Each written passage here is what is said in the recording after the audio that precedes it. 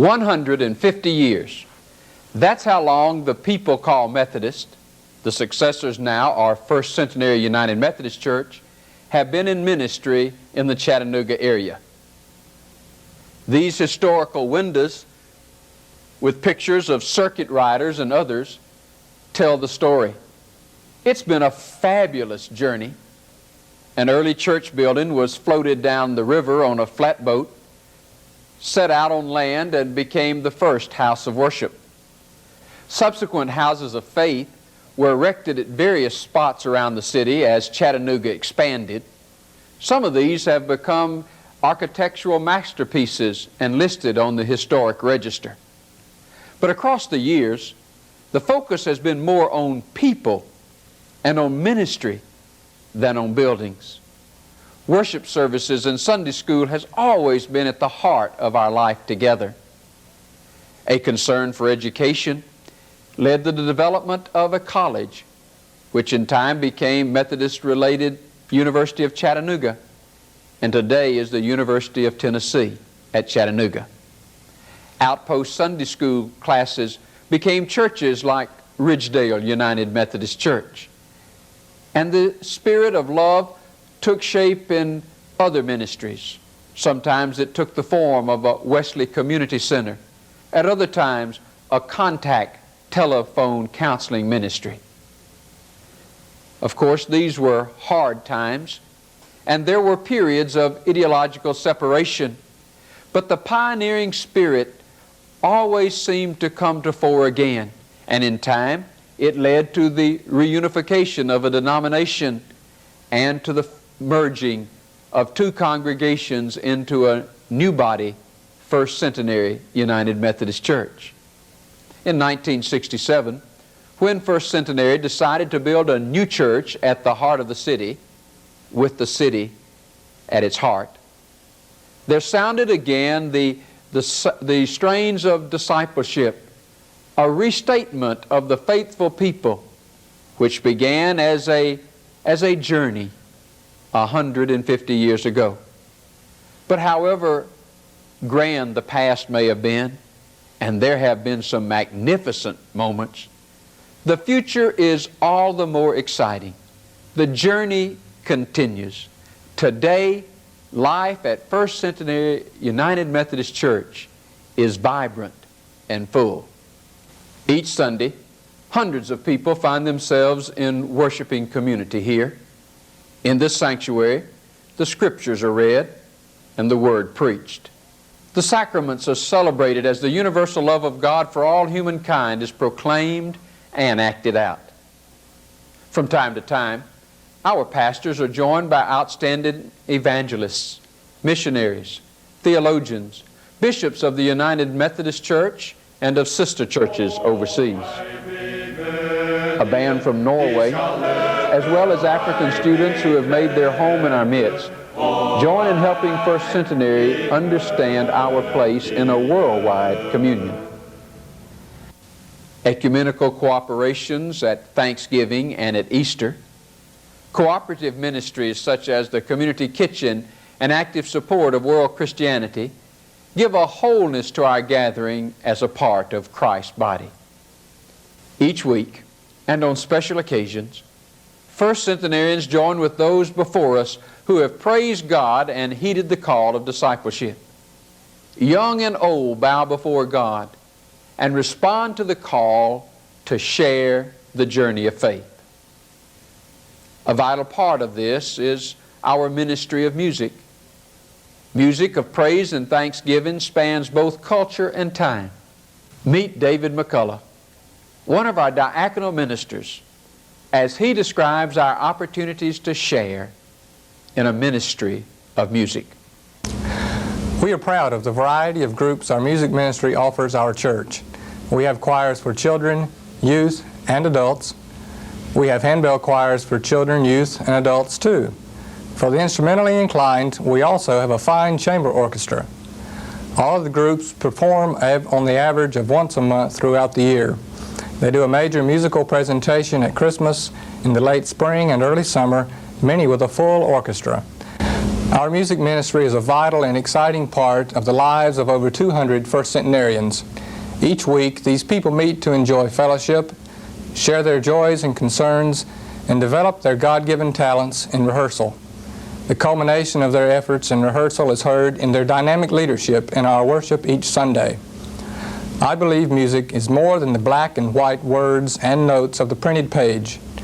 When you add the warmth and emotions of God's people singing, ringing, and playing for His glory, music comes alive and touches the lives of those who hear it, leaving them with a fantastic awareness of the presence of God in their lives and our world today. Long a foundation stone in the Methodist movement, classes and small groups provide individuals with nurture and support. At First Centenary, Christian education for persons of every age and interest remains a priority on Sunday, during the week, and in special settings. The Bethel Bible series has provided an introduction to the study of Scriptures for over 800 persons at First Centenary. The first of our disciples groups is experimenting with a different approach to study of Scriptures. Special weekends focus upon some particular needs, and the annual Summer School of Religion, this year called the Festival of Faith, provides for growth as individuals, as families, and as a church. Meet Diaconal Minister Loy Lilly, who takes responsibility for seeing that our pilgrimage through study is a fulfilling one. The goal of Christian education is the development of Christian faith and discipleship. We work at this through helping persons to enlarge their grasp of the Bible, learn to commune with God, understand our United Methodist tradition, be involved in nurture and mission, learning to accept God's grace and growing in faith through the Sunday school, confirmation, the use of the church library, and the many other opportunities for persons to work at faith development in the life of the church. Children and youth are taught by volunteers using team teaching. This means that leaders share the teaching-learning task in the classroom. During 1989, we will continue to respond to the basic concerns expressed by persons, but will offer a variety of other interests on Sunday morning and during the week. The Discovery class will help persons learn about the ministries of First Centenary.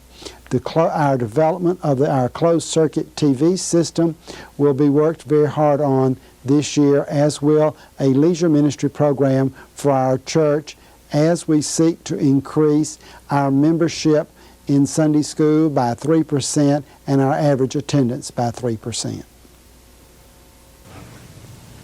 One of the strengths of First Centenary is its groups which seek to minister to persons of common interest. Parents of small children are served by the Parents' Day Out program, and persons of an older generation find fellowship in the Stone Agers, as well as in a host of activities designed for older adults. Bus trips and celebrations which honor those who are 70 plus are examples of ministries involving that 27% of our membership which is over age 65.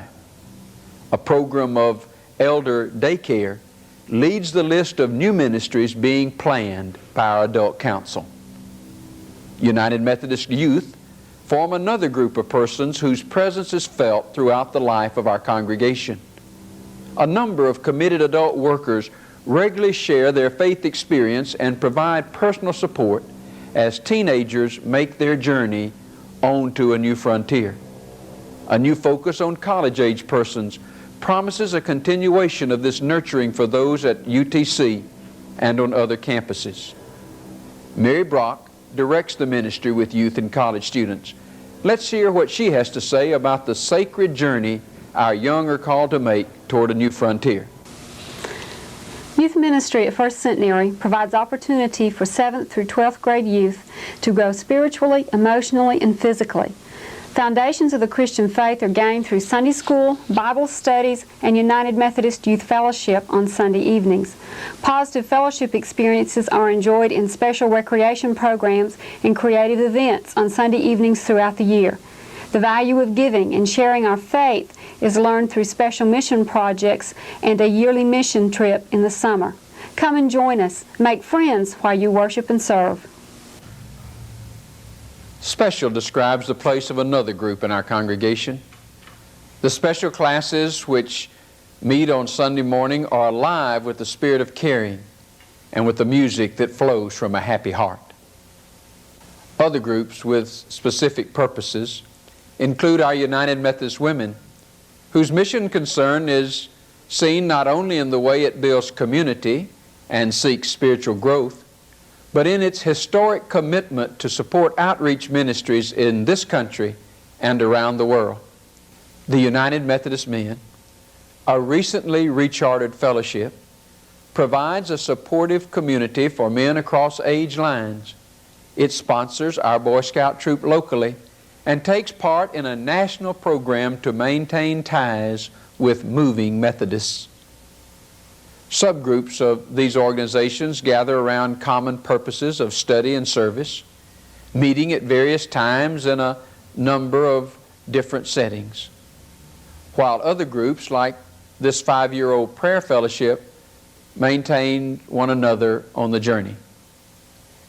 Young families are still a focus group at First Centenary. Households in which both parents are employed or in which there is only one parent at home are the majority now. Pressures from work and affluence impact our journey. As First Centenary seeks to develop a more relevant family ministry, we have continued a number of old standbys like the ever popular family camp, as well as special day observances. And then we have gone on to strengthen our Sunday school classes and develop much needed growth experiences which help us look down the road to more fulfilling times. Positive Christian Singles is an integral part of our work through groups of special interest. Over 10 years old, this pioneering ministry has invited scores of single young adults to join in a journey of faith through fellowship, study, and service. Many single young adults have entered through the doorway of PCS to the church and now are active leaders of our congregation.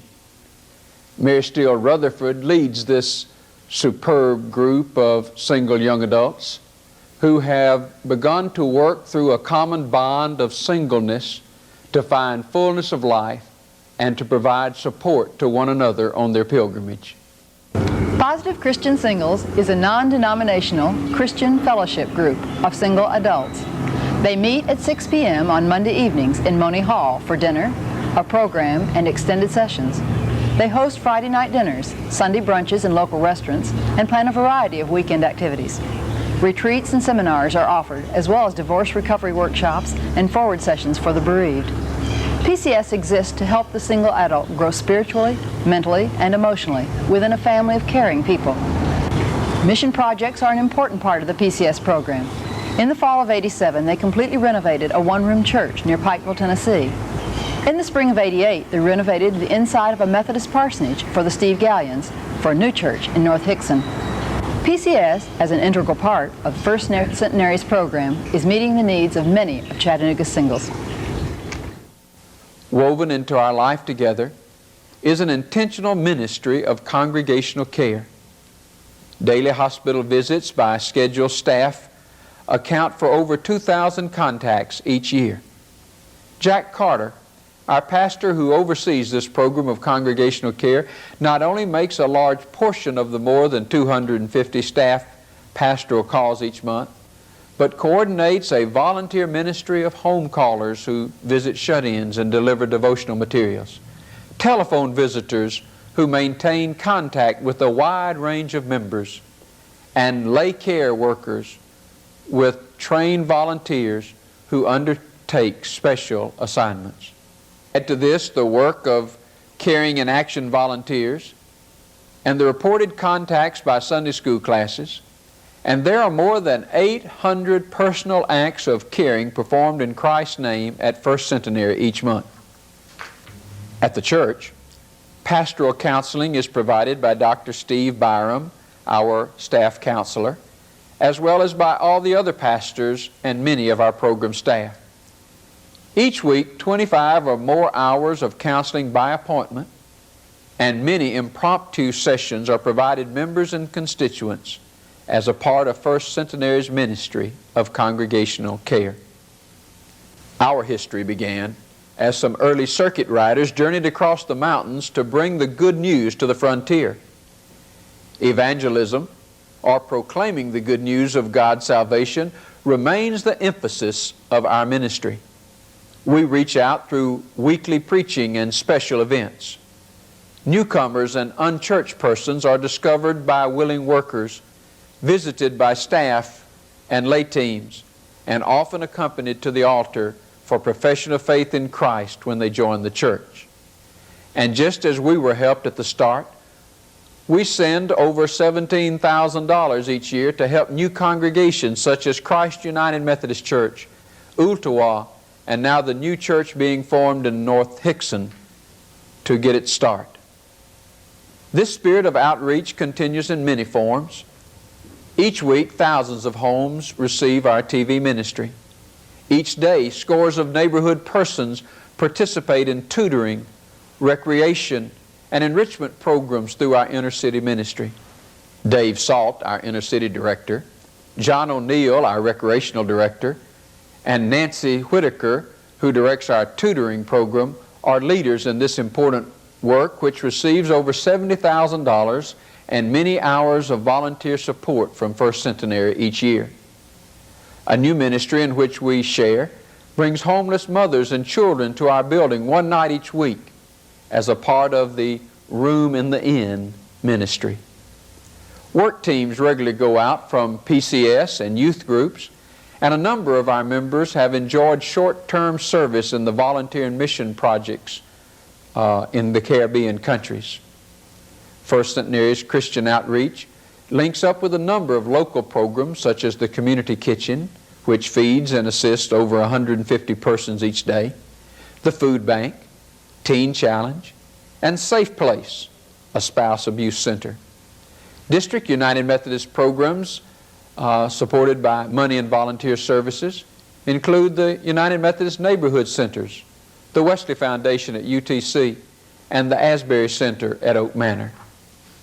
The circle widens as we give support to conference colleges, to seminary students, and national mission projects across the United States. But the needs of the larger world are not forgotten either. We join the Nave Institute in providing technical training for adults in India, in training nurses and providing health care at Ganta Hospital in Liberia, and in a host of programs designed to combat the roots of hunger around the world. It is our privilege to be linked in ministry with 6 missionary households: Jane and LeGrand Smith in Argentina, Grace and Bill Warnock in Liberia, Dr. Marion Greer also in Liberia, Bruce and Emmy Pravatsky in Indonesia, Joe and Maria Eldridge in Honduras, and most recently with Paul and Lily Castor in Malaysia. All the while, there are many people who work behind the scenes in support of this wide-ranging ministry. John Farmer, who is our newly appointed executive associate pastor, joins a super staff of personnel. Each day, volunteers serve as receptionists or perform a variety of clerical duties. Others maintain the grounds and internal plants, making timely repairs, and join in many other services valuable to the life of our church. Tim Hanna and Jean Murray oversee more than $2 million of income and expenses each year. Mary Lee Sims is administrative assistant and coordinates the church activities. She works with Maxine Winters, the membership secretary, Anita Basinger, word processing speedster, and Beverly Beck, receptionist, to keep records, publish bulletins, and prepare letters, pamphlets, and reports. Robbie McAllister manages our food services. With Ethel McMaster and Sue Hines and other part-time workers, this group provides over 13,000 meals and many other services each year. Norman Bird supervises the care of our building, while Vodi DeBar-de-Laban, Louis Ortega, and the workers of the National Building Service maintain our buildings. The many who share this journey remind us of the old spiritual which beckons to others to come and join our happy band and on to glory go. Here's a word from our administrative board chairperson, Ben Balcom. As we celebrate 150 years in ministry, First Centenary plans to continue its decisive move forward in God's service. Our newly renovated Oak Street building is but one sign of the new opportunities before us as a congregation. I invite you to share the journey. Cave Richardson, our lay leader, agrees. Our facilities provide superb settings for children, youth, and adults. They enable us to move into additional ministries for young adults, older adults, and families. We envision new ministries based on wholesome recreation and a continued sensitivity to our community's needs. But the real emphasis is on the people of the congregation, and I invite you to share the journey. Dot Hagee, chairperson of the Council on Ministries, has guided our planning for First Centenary's greatest year in ministry. Dot, what do you see? Gordon, I'd like to mention 3 areas about which we're excited. 1, several new groups have been added to our music ministry. 2, we're planning more faith development activities. And 3, there's a renewed emphasis on ministry to families with youth. Through these and other areas, we're committed to developing a broad program of ministry so that First Centenary will be equipped to be a responsible pilgrim people of God. I invite you to share the journey. Now, Jane Griffin, young adult teacher and coordinator of children's ministries, what would you like to say? Many of us are grateful for the nurturing and guidance we have received from this church and our Christian home. Now we see ourselves as vital links in passing on the great traditions and indeed being a channel of the fulfilling grace of God to others. As we open ourselves to God's call for a new generation, I invite you to share the journey. Hello, I'm Bob Corker, Chairman of First Centenary's Finance Committee.